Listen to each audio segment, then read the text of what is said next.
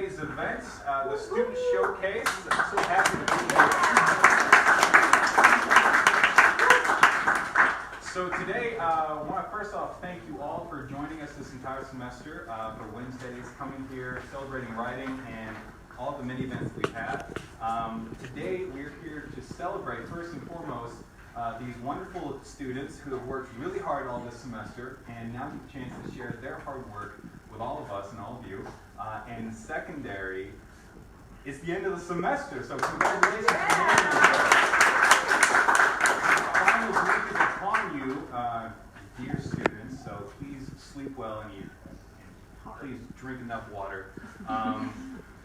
Without further ado, real quick, if you're interested in the major or minor, please come talk to me, Megan McAndrew or Julie Sheehan. We have brochures over here. We also have the course fall descriptions over there as well. And help yourself to all the pizza. There's always seems to be an entire pie left. So eat all the pizza, please. Come on in, Dorothy. Welcome. Again, there's a couple seats up here, so those if you guys don't want to stand for like 40 minutes, come snag a seat. All right, without further ado, first up we have our first reader is Dylan Johnson.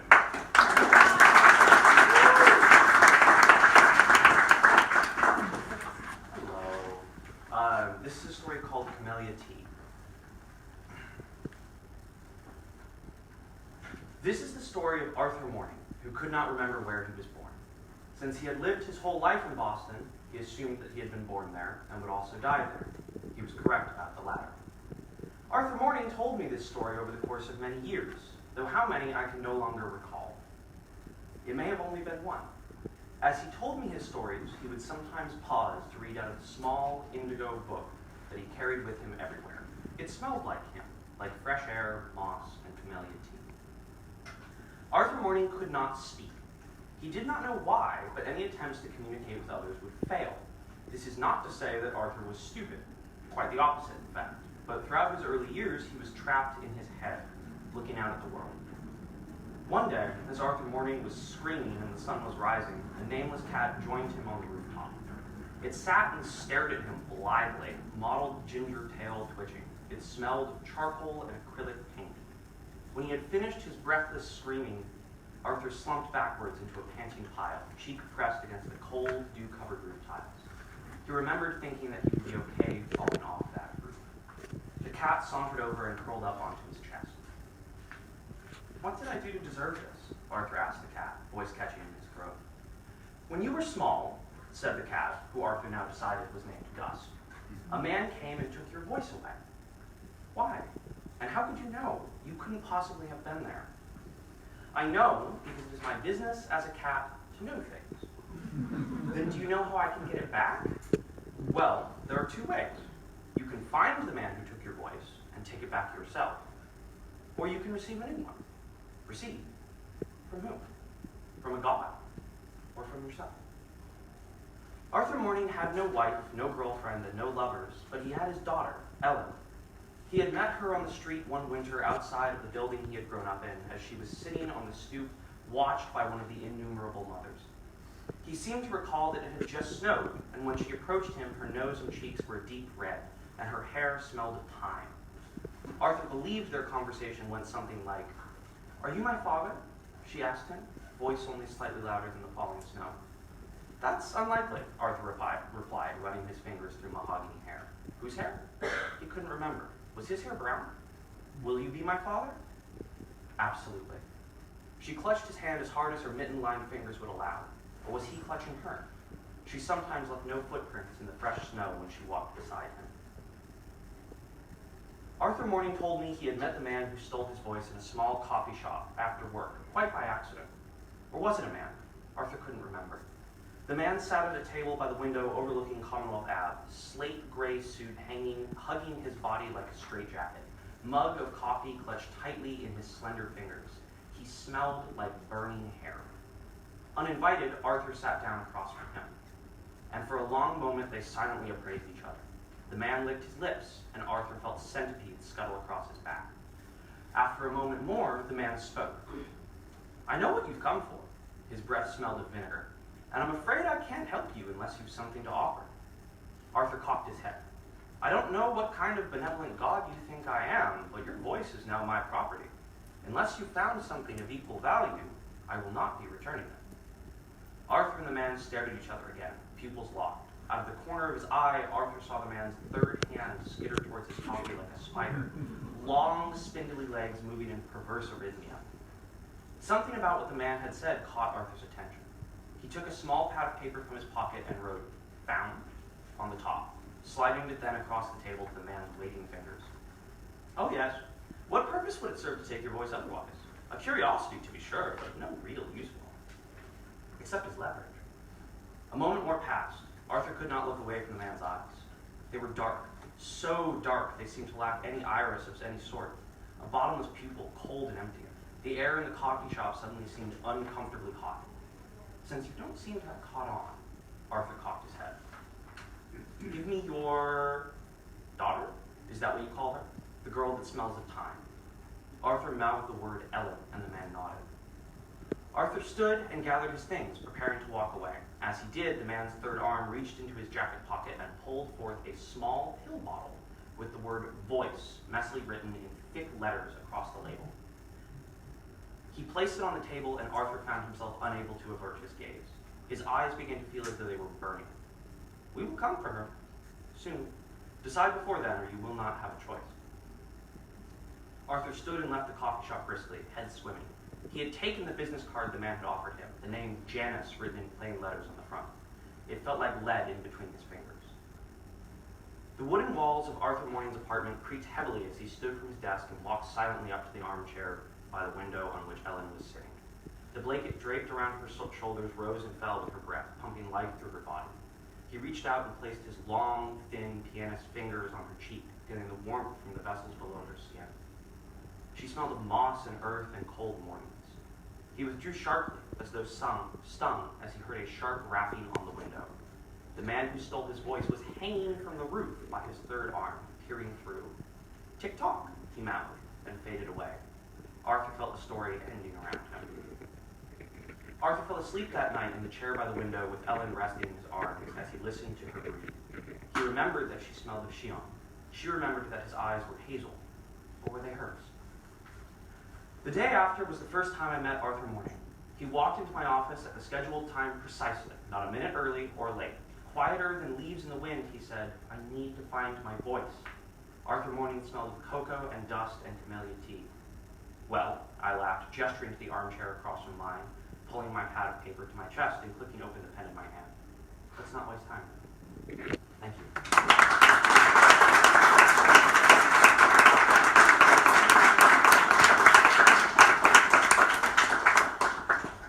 Next up is Caroline Klumanowski. Hey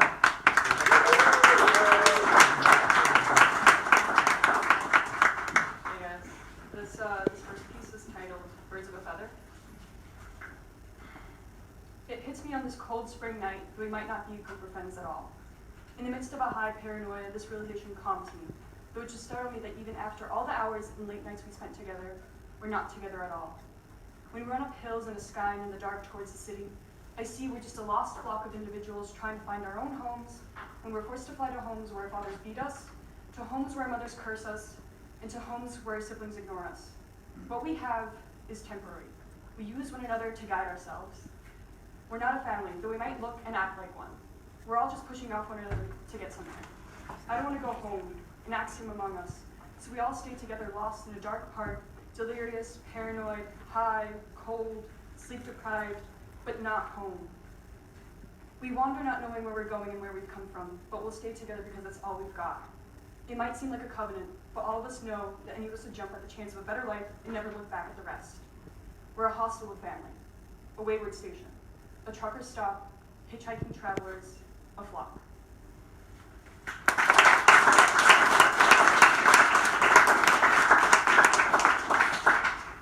This next piece is a poem titled Best Friends or Carrot Juice and Brandy.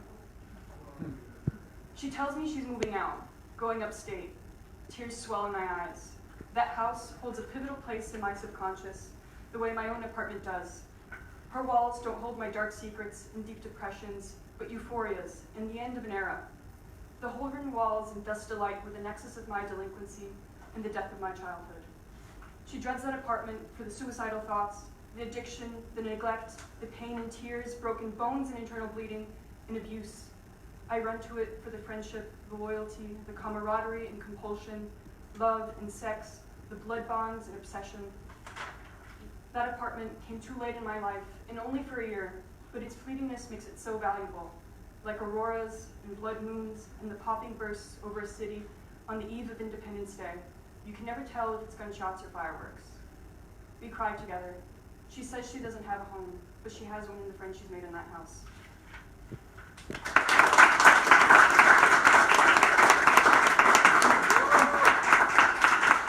Next up is Ilka St. Dennis.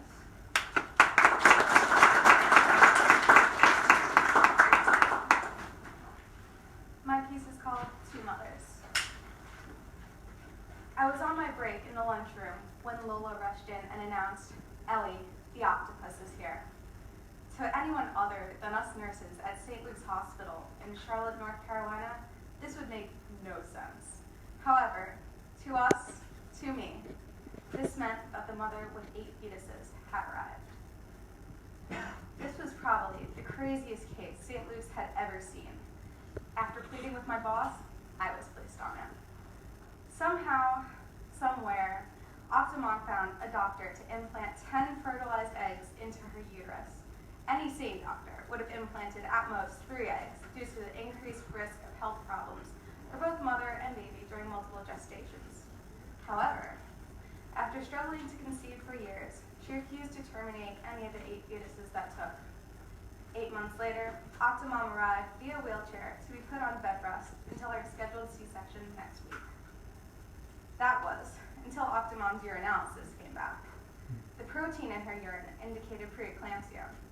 Even though I was fresh out of nursing school, I knew what this meant for her. The funny thing I learned about preeclampsia is that the best treatment is birth. If not treated immediately, the outcome could be disastrous for both mother and child. "Ma'am, you have a condition that requires an emergency C-section," said Dr. Santiago. "They aren't ready," Octomom said. She sounded so scared. "Please leave them in a little longer. Just save my children, please." "The doctor will do his best," I replied, trying to comfort her. Trying to instill any hope I could, I held Octomom's hand until we reached the swinging doors of the operation room. In the meantime, I had other patients to care for. I picked up a new chart and walked into room 1. "Just take him away. Say he didn't make it," cried my patient. She shoved her newborn child at me. "Please, before my husband comes back, just take him away," she begged. Holding her son in my arms, I stood dumbfounded. They didn't prepare me for this in nursing school. I rushed out of the room with the baby, looking for Jackie, my supervisor, unsure of what to do. I found her in the waiting room, trying to calm down an anxious father. I pulled Jackie away and blurted, "The mother in room 1 doesn't want her baby. She said she wanted me to say he didn't make it." With pursed lips and a furrowed brow, Jackie expressed disapproval but remained calm. "Follow me, Ellie," she said soothingly. Jackie pulled me into an empty room. "What did the mother look like?" "Well, she looked pretty upset." No, what did she look like? What was the color of her skin?" "About the same as you, a slight tan at that." "And the father?" "I didn't see him. She didn't want him in the room." "And what color was the baby?" That's when it clicked. The baby was not her husband's. 2 hours passed and 8 beds in the neonatal unit were filled. Each of Octomom's babies weighed less than 2 pounds. Each was on a ventilator with a breathing tube smaller than the circumference of my pinky. Each was outfitted with heart monitors and IV drips. For me, the situation was all too familiar. My youngest stepsister was a neonatal baby, born at 26 weeks because my mom's appendix ruptured. At only 9 years old, I stood next to her incubator for hours each day after school. At 3 months premature, her doctors were doubtful if she'd survive. She was 2 pounds, 4 ounces at birth and stayed in the hospital for a month. I remembered looking at her through the incubator, asking my mom when we could take her home. Since then, I've always had a soft spot for preemies, and I knew I wanted to spend the rest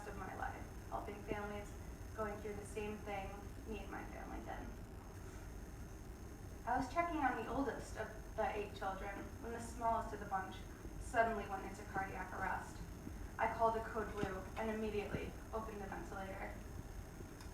I started CPR, pressing down with only my index finger. My finger was like that of a giant on his small body. He was the smallest preemie I had ever worked on. Dr. Santiago rushed in and took over.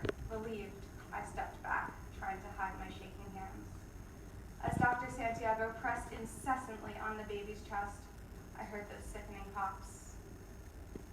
The hairs on the back of my neck stood up as I tried to divert my glance from the baby. With a sound akin to a wishbone breaking at Thanksgiving dinner, his ribs were snapping. I could never get used to that sound. Dr. Santiago called time of death at 21:18. The tenured nurses decided that I, after working as a nurse for only 2 weeks, only 24 years old, should break the news to Octomom and her family. My first death notice. Holding back my tears, I wrapped the motionless blue baby boy in a warm white blanket. He almost got lost in the blanket, and to anyone else, the blanket would feel empty. I carried him, holding him close as I headed back to Octomom's room. I stood in the doorway. Managing to get the words out before my throat tightened, "I'm so sorry, but he didn't make it." I walked towards the mother and placed her dead son in her arms. We sobbed. I wheeled Octomom into the neonatal intensive care unit to see her 7 children. "Can I hold them?" she whispered. "Not at the moment, I'm sorry," I whispered back. Octomom stared silently and put her hand on the glass of the closest incubator. As much as I wanted to stay, I had to leave and check back in on room 1. Inside the room, my supervisor was holding adoption paperwork. "Now, we cannot say that your son died, but you could give him up for adoption and then tell your husband whatever you want." "Yes, perfect. Give me the paperwork," said the mother. She grouched for the papers. "Okay, fine. But I need your signature here, here, and here, an initial here, and sign the date." The mother scribbled her name where it had to be, and then asked for her discharge papers. I tried to hold back a grimace by clenching my teeth, but the mother read my mind. "I can't take a black baby boy to my white husband," she said under her breath. After signing the paperwork, I left the room with my supervisor. "So what happens now?" I asked. "Well, she has 30 days to change her mind, and then he's in the state system. But most of the time, the mother's never come back," she muttered. I went back to room 1, and the husband was there. And when he came out, he had the umbilical cord around his neck, and he was all blue. And the doctor said that there was nothing they could do. "I'm so sorry," the mother explained tearfully. She shot me a worried glance. Even if I wanted to say something, this is why there are patient confidentiality laws, HIPAA would have my ass if I said anything. What I wanted to say was, "Don't do this." My birth mother left me on the stairs of a church at 2 weeks old. I was lucky to find a nice family by age 10 and escape foster care. "Please, can't you just give him a chance?" What I actually said was, "Here are your discharge papers. Please let me know if you need any help." I hurried out of the room, trying not to let my anger get the best of me. When I came back half an hour later, room 1 was empty. I angrily ripped the sheets off the bed to prepare for the next patient, and a scrap of paper fell to the floor. "Tell him I'm sorry, please. Take care of him." Tears rolled up in my eyes as I tore the note apart. It meant nothing. I remembered something my foster mother told me. The road to hell is paved with good intentions.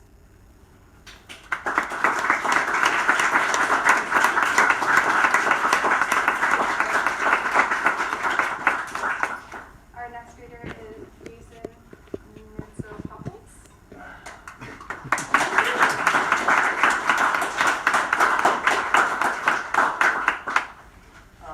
Today I'm reading 2 stories from a collection of short stories that I wrote. And the first story is called My Trains. School is out by 12:15. Every day, I would walk outside the school building, and smoke would shoot from behind the line of trees, so I knew that Pa and all the other factory men were hard at work. Pa explained that the smoke was a sign of a good economy.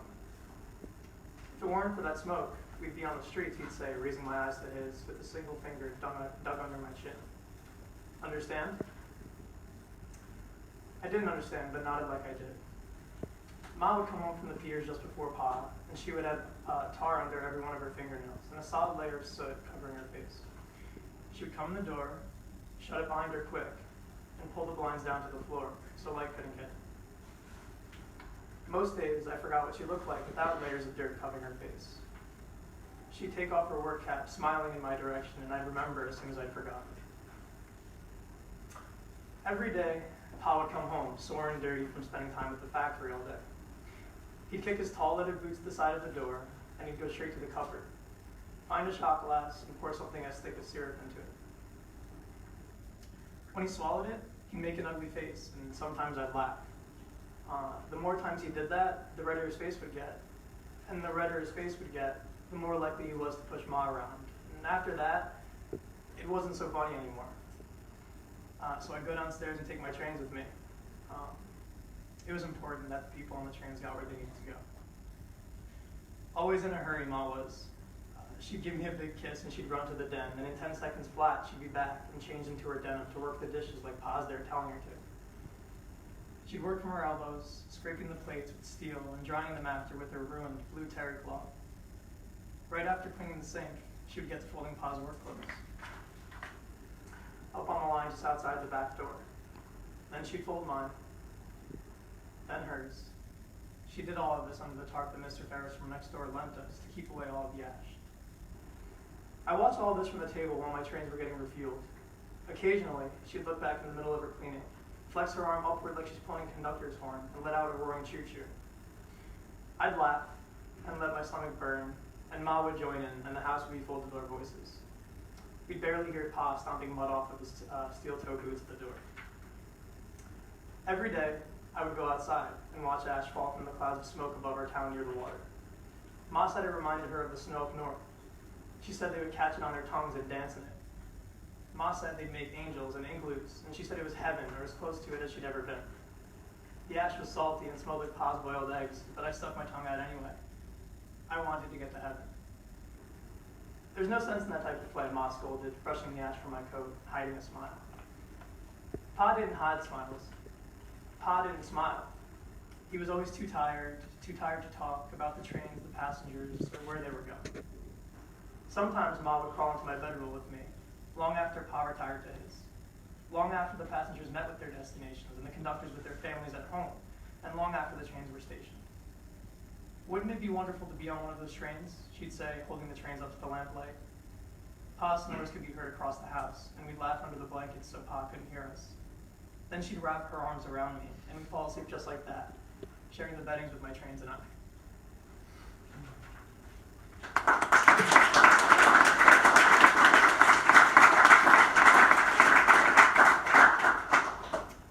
The second story is just an excerpt and the introduction to a story I'm writing called King of the Rats, and it's currently a draft, so bear with me. Over time, the Detroit subway system's primary use shifted from a means of transportation into a cavernous, expanding grotto for the homeless. It was refuge, and perhaps the best-case scenario for the unfortunate and underprivileged, where those cast aside by society could congregate to light metal bins on fire for warmth, or to exchange food stamps for drugs and alcohol, without legislation or the law's perturbation. But life in Detroit's underbelly only existed insofar as the subway tracks ran parallel to it. Anything beyond that was considered an extension of the institutionalized world above ground. A world brimming with godless people, bustling to and fro in their formal-wearing fedoras, hailing taxis, shouting headlines, and gossiping amongst each other to pass the time. There was none of that underground. The mole people were too underdeveloped, too quiet, and too neighborly of a faction to be bothered by such trivialities. Life was simply life in the sewers, though that hadn't always been the case. At once, there was poverty. There were oily politicians with greedy agendas and inoperative, misplaced attempts at gentrification that only further exacerbated the ongoing economic collapse. There was refuse in the streets and bedrolls on the sidewalks, smog that eclipsed the sky overhead, and a constant lulling conversation that turned a would-be friendly exchange into a sour, cumbersome chore. There was a general feeling of anxiety and hopelessness, and it seemed to the citizens of Detroit that something had been taken, or perhaps stolen, from their city. And among it all, the refuse, the pestilence, and the amoral, there was Martin. Martin, with his short hair slicked back into an oily shield, with a briefcase attached to his waist. And Martin, in his creaseless, straight-legged suit, with legs that overtook the majority of his body's length. He moved slowly, and always with an enormous stride. He had an angular, crooked nose that hung over his lips like an awning. He had 2 thin eyebrows, 2 brown eyes, a birthmark below his right cheekbone, a keloid on his neck, and a frown that seemed to form on its own. After 24 years, he realized that most doorways would force his head to duck, and when curious children, with their nose tilted toward the sky, glared at him, he would do best to smile or wave. Martin sat in his office chair, scribbling onto some paper for a while before pushing himself from the desk and lazily sinking back into his seat. He looked to his lower half, noting just how small the seat was for the first time, and thinking it ridiculous how far his knees rose past his waistline. He stood up and walked to the floor-to-ceiling window that covered the southernmost wall of his office, looking toward the busy street. Just 5 stories below, the street roared with energy as a surge of people rushed across the avenue, commencing the evening commute. A beam of light passed over Martin's face, and he traced it to the adjacent municipal building's revolving door. A knocking at the door stole Martin's attention away from the street. "Come in," he said with only half of his attention in his tone. A man with peppered hair and a soul patch crept in. His glasses set toward the end of his large snout, which, by Martin's standards, was quite colorful compared with his personality. He started sentences with his mouth and finished them with his hands, and for some reason, his enormous belly had a habit of collecting wayward glances from conversational partners. Martin harbored an active indifference towards him specifically, and often thought of him as annoying, short in stature, and manic around women. Martin cleared his throat and said, "Hello, Sharp." "Hello, Martin," the man replied hoarsely, sitting back into his seat. "Remember that reports are due by Friday," Sharp said almost officiously, flashing his sly smile. "I heard from Danny in advertising that Johnson's been watching the branches closely to try and pin down which one is losing the company the most money." Sharp's smile broke and he added, "Our branch is a contender." Sharp's words were spoken clearly and reached Martin's ears with ease, but all the same, he looked back toward the busy street. "I heard," Martin said gauntly. "Thank you."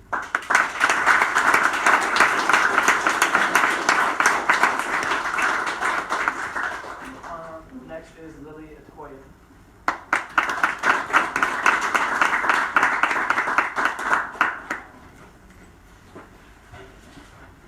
So I have 3 pieces that I'm going to be reading today. And the first one's called Roaring. Alone for so long, I only knew how to be cold and unsure. The metropolis stuck in a 2-decade blackout. Expectations buried underneath the bricks. Suddenly, like an oncoming train, bells ringing, engine bustling, steam screaming, you came at me roaring, and I came alive. Lights manifested, skyscrapers rose, alcohol flowed, and decadence draped the cityscape. Everything was always in motion. The music never stopped playing, the chandelier never stopped swinging. So, how could we? Our love grew bigger, our morals looser, and Art Deco defined us, impossible to emulate. We flew higher than the Chrysler, the ascent making me dizzy, you keeping me steady. My one, my only, golden war. What could possibly go wrong? Investing everything I have in us.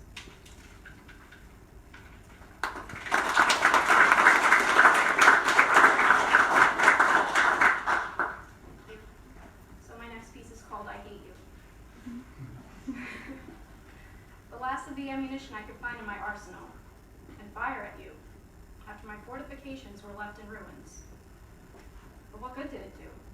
The dams failed me, and before I could blink, the hot tears began to stream down my red, contorted face. Of course it's not true. As soon as I said it, the motion picture of our history reflected from your face.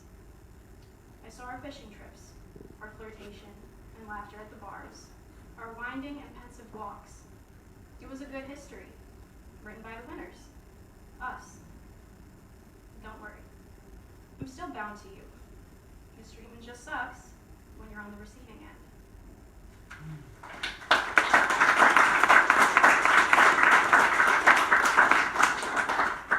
And my final piece is an elegy dedicated to my late grandfather, and it's called Words Left Unsaid. My earliest recollection of you, laughing, beaming, and bouncing on your lap. Yes, I can still feel your warm kettle skin as my tiny hand held your 2 fingers. I can still trace the crow's feet near your eyes and sense the magic that followed your smile. There's no limit to the things left unsaid in the 3 short years since your soul parted. 2 questions tend to grab my attention when they accompany my thoughts of you. 1, did you miss me as the seasons changed? 2, are you proud of who I've become? No, I may not have known you very well, but there will never be a doubt in my mind that a piece of the sun fell from the sky and made a permanent home in your heart. Thank you.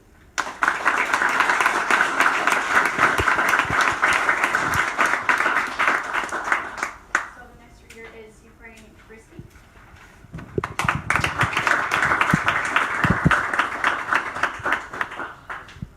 I'm going to read a short story and then a quote. So the story is called Great. The desert sky was a perfect, uninterrupted blue, yellow sand extending to meet it at the horizon. There was utter sameness as far as the eyes could see, with only massive, stately dunes breaking the monotony. On each of these dunes, the wind created patterns of ripples. But at the moment there was no wind, and the sand was perfectly still.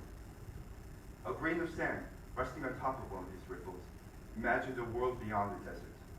It had memories of dense forests, birds in constant motion in the air, groundhogs hurriedly burrowing on the ground, deer dashing through the undergrowth. It had memories of the ocean too, perhaps from the time it was first washed up. It could hear the waves crashing along the shore and the smell of salt. For thousands of years, it had remained in the desert, stagnant, the dreams of the distant past becoming the focus of its future.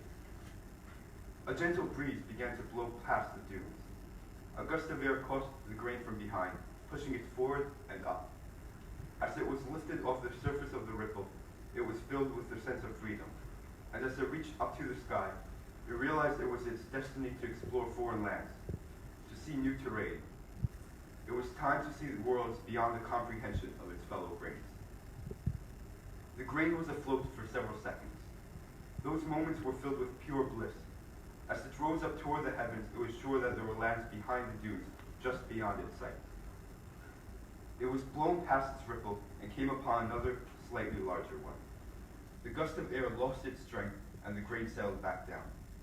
As it came to a rest, it realized its dreams had slipped away with the wind, and it felt, momentarily, crushing disappointment. This was until another gust of wind blew it up once again. And, as the wind gained in strength, all across the desert the process was repeated. A thin layer of airborne sand was fixed above the dunes. Each grain, for that moment, was weightless, filled with hope.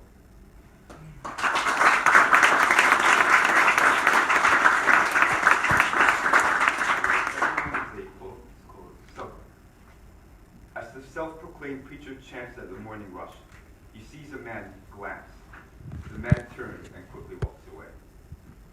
While the drummer pounds, sweat falling from his brow, he hears as his beat gets lost in the din of the evening train. And as night falls, even the vagabond knows that this is no home. His footsteps echo through the empty station.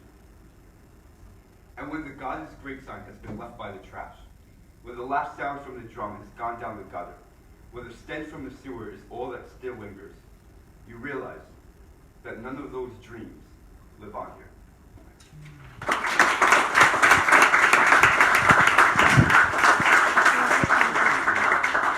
Arsi, look, hi.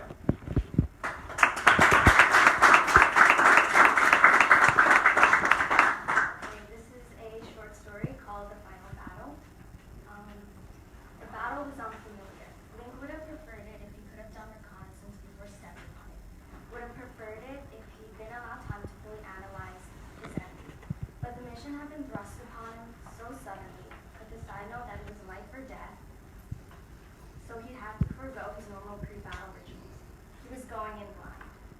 glass door slid open, a surge of cool air rushing to greet him, tussling his disheveled chocolate brown hair.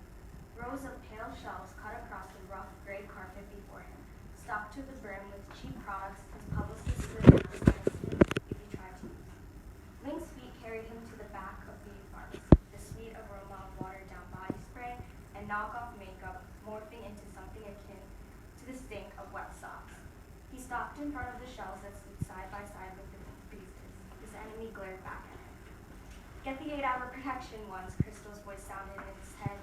But no wings. I hate wings. As he studied the packages before him, Link came to a sudden realization. There were about, and this was a rough estimation on his part, 50 million variations of the 8-hour protection ones without wings, and Crystal had never specified which one she wanted. Fuck, he grumbled. He ripped his phone out of his hoodie pocket, dialing his friend's number for assistance. No answer. He tried again and again and again. Each time he was met with her obnoxious, "Hey!" "Psych, I can't get to the phone right now, so please leave a message after the beep." "You're a beep," Link wanted to reply, but instead ended the call and went back to staring at the packages, rubbing his chin in deep thought. After a few minutes, he decided, fuck it, and grabbed the nearest one. Size 5, it read, extra heavy overnight. He had no idea what any of those words meant, but the product within was wrapped in beautiful seafoam green, Crystal's favorite color, so it couldn't be too bad. Satisfied, he turned to make his way down the aisle, tucking the package underneath his arm. But was stopped when a shrill voice called out from behind him. "What a dear," someone said. "Is that for your girlfriend?" Link peered over his shoulder, meeting the warm gaze of an elderly woman. Her thin lips were pulled back into a sweet smile, the wrinkles that lined her face highlighted under the lights, her dark eyes glinting knowingly. "He wasn't going to deal with this tonight." "No," Link replied bluntly, "it's for me. I'm going to use it to commit a murder." The woman's eyes widened ever so slightly, her jaw dropping. Link offered her a lazy wave as he continued to the checkout counter. "Have a good night."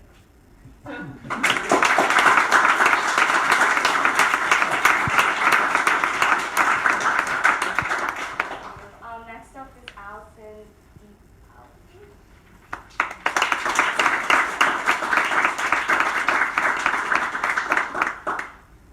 So this is part of the novel I'm writing called The Holder Chronicles, and the story follows Evelyn, who is a light holder.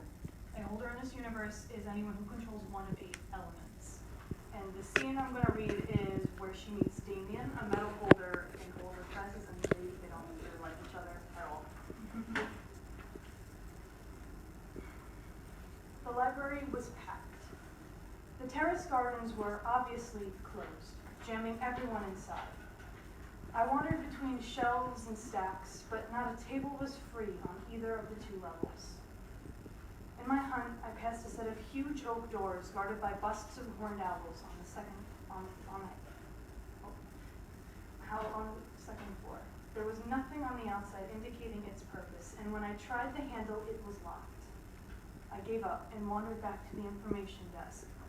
The 3 working librarians were as swamped with students as the gardens through the arched windows were with rain. "Evelyn, good to see you," Miss Kapoor said. Miss Kapoor was one of the youngest and almost always behind the information desk, so she knew my face. She had an eclectic fashion sense. Today, she wore a yellow and white striped dress decorated with oranges and big orange wedge earrings. "It's busy today," I commented. She gave me a knowing nod. "The conservatory that extends over the balcony when it rains got jammed, so everyone's stuck inside," she said. "What did you need help with?" "I was just wondering if you could point out 2 sections for me," I asked. "Of course," she beamed. "I wanted to take some books out on elemental science," I said, "and rift geology." "Aren't you a freshman?" she asked. "Sophomores take geology." Someone said I might find it interesting. She bounced on her toes. I love the sense of curiosity. "And you're in luck. Those sections are close to each other." She pointed across the room, past the staircase behind her, around the tables lined up in the reading area, and down the path that followed the arched windows wrapped around the room. "The harder reading materials are tucked away in the back, where it's quieter," Ms. Kapoor said. "Need any help finding any titles?" No, thanks. I'm really just looking, I said. But could you do me a favor? Of course, she said. Do you know Alec Fluvius? Her face scrunched in uncertainty, and her brown eyes floated up like she was trying to see her own thoughts. Tall, black hair, water holder sigils all over his arms. Yes, she said. If you see him, could you please tell him where I went? Sure can, she said. Thanks, Miss Kapoor, I said, backing away. She waved and turned to help the next student in line. I followed the path of mosaic tile. The windows drenched the library in gray, pallid light. Beyond them, a rumbling sky looked Penumbria's man-made meadow. Even in the throes of a storm, the terrace was enchanting. With its benches and exotic greenhouses, colossal trees that mimicked the feeling of being back on the ground. Arborvitae grew between the colonnades of the outer wall. A ribbon of lightning raced across the sky. Between the electric lights and electric sky, I saw my reflection. Ashy, washed out like the clouds, but with a permanent tint of rose in my cheeks. The murmurs, the tappings of screens, and page turning all faded as I wandered deeper into the library. Nothing but rain drumming the glass and a tenor of thunder was audible. The smell of books and coffee persisted. A single bookshelf divided the section from the rest of the library. I rounded it and froze. There, at a table against the window, was Damien, reclined and palming the spine of a book. Of course he managed to find such a perfect spot. It overlooked both the gardens and the rolling wilderness of Penumbria. He stroked his bangs back, oblivious, and they settled in a neat part. I disappeared down the aisle before we accidentally made eye contact. I preferred the day remained peaceful. The first section I hit in the maze of stacks was the geology section. Rift geology was embedded in its shelves grouped together in its own little niche. I wanted to get this over quick so I could engross myself in the elemental science section, read about light holders and myself. But this was self-discovery too. I thumbed the spines.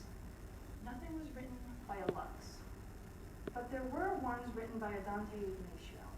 If it was the same Dante Ignacio as the ones in the history book, he was the Fireholder founder who mapped the rift and named its 8 biomes, bridging both geology and ecology. Other titles rehashed his ideas or delved into one aspect of the rift like volcanic ridges or soil composition. But if I wanted to find anything, I needed recent publications. I started pulling books off the shelves to check them. A part of me feared I'd find nothing. Another worried I'd find something more malicious. My emotions were robotic. Pull book, flip open, slide it back if it was older than 2095. Most were. After skimming most of the shelf, I found one, out of order, published in 2103 by a James Highlander. It was a grayish-brown text with an image of a cloudy quartz crystal on the cover, titled Rocks, Minerals, and Periodic Elements of the Rift. I clutched it close as if someone was about to steal it from me, and moved on. The elemental science section was much larger. It took up 3 whole bookcases in the back corner that reached the ceiling. They held books bound in blue, in green, yellow, and red. There were some with purple spines, plain-looking ones with gilded or metallic text, some with leather as white as clouds. Copies of Founder Magnus's Elemental Compendium filled up 2 whole shelves near the bottom. I grabbed one to check out so I could keep up with Mr. Theron's readings. It joined Highlander's book in my arms. Just above the compendiums, taking up an equal amount of space, were copies of Rector Kane's anthology. I toyed at the spine of one. His full name was on it, Jude Kane. Rector Kane's book, huh? I jumped. Everything in my arms tumbled to the ground. The heavy tomes fell open and bent their pages. Damien tried his best to loom over me. He grabbed the anthology I was debating off the shelf. What do you want with it? He asked. I wasn't in the mood to deal with him or his hardness. Most people read them. He squinted in annoyance. A flash lit up the room and thunder thrashed with a vengeance. The books on the floor caught his curiosity amidst the quaking. That's funny. I didn't know we were in geology. What's with that? It's really none of your business, I said. He closed his eyes, an act of thinly veiled annoyance. When they peeled peeled back open, he flipped to a predestined page at the back of the anthology and read aloud. Shall I? An introduction to light. Light, considered by some as the element of life, is raw aether from the heavenly bodies. There is one small, rare class able to wield aether without conversion, the light holder class. The raw aether inside their relatively unspecialized linemuli is the cause for the extreme effects this element seems to have on the creatures of the nethersphere. Why are you just letting you know what to expect when you read this, he said. He slowly pinched the last couple dozen pages together with his thumb and index, about an inch worth of text. I know this book like the back of my hand. This is all there is about you. I don't know how helpful you find it. Was this because of what I said on Friday?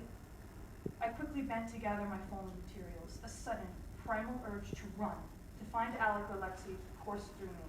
It was some funky pack mentality. They meant safety. Listen, I've got my own research to do, so why don't you leave me alone since I'm some sort of non-generational anomaly. Damien slammed the anthology closed with a crack. He echoed through the library, and what followed was a still, eerie silence. I stood back up. He was inches from my face. I could make out each individual hair in his neat brows, every drop of mercury in his eyes. And there, in the shadow of his bangs, was his sigil. One silver ring embedded inside another. I stared at it like a third eye. The way his forehead wrinkled made it appear to glare back. He spoke, and I smelled cinnamon gum. I've learned to ignore the redhead, he said. I won't tolerate the same from you. He pressed the anthology into my chest, then used it to steer me into the bookcase. I hit with a thud that sent yet another ache through my muscles. He kept me pinned with a strong arm. Or maybe I was too scared to move.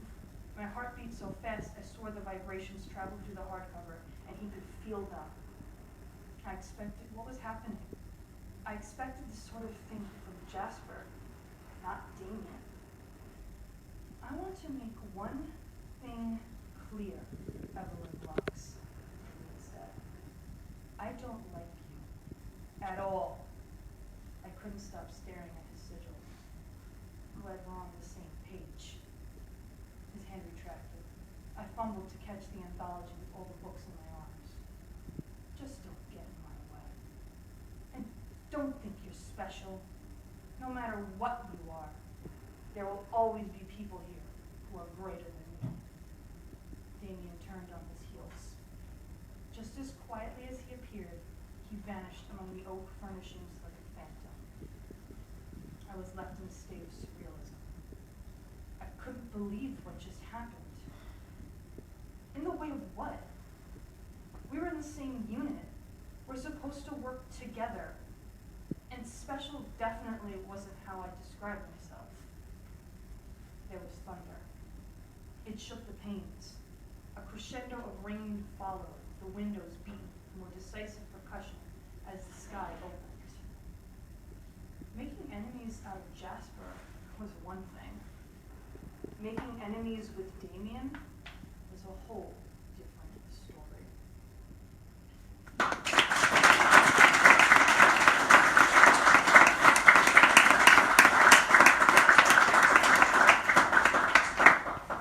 All right, everyone, let's give another round of applause for our amazing readers.